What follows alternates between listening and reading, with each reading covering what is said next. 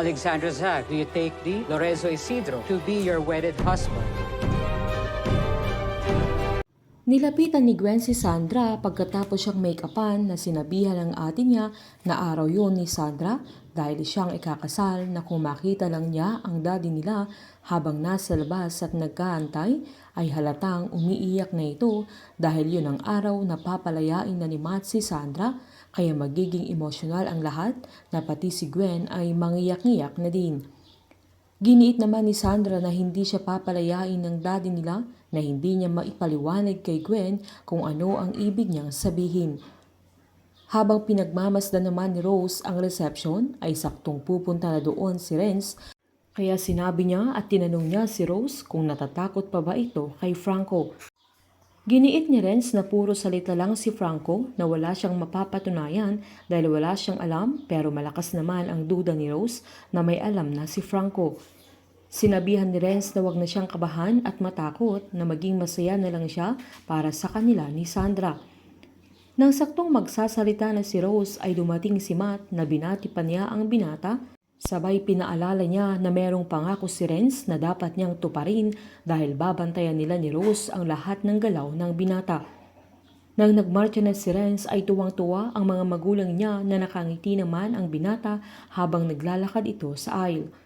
Sunod na naglakad sila Mario at Vanji, nabuti na lang ay nakakapaglakad na ang tatay ni Renz.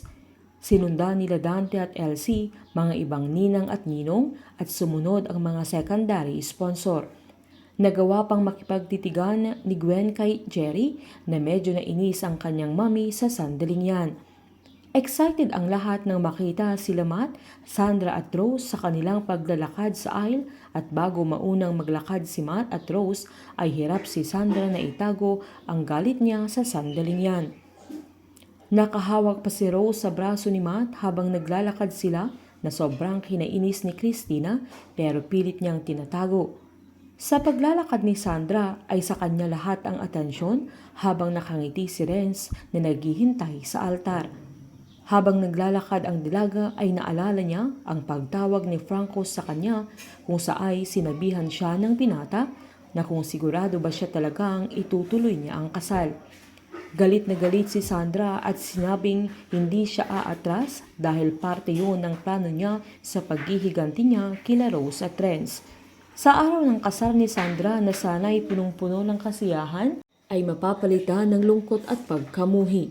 Ang inaasahan ng mga kaibigan nila at kapamilya na yun na ang umpisa ng masayang pamilya ni Renz at Sandra pero magugulat silang lahat sa mga susunod pang pangyayari.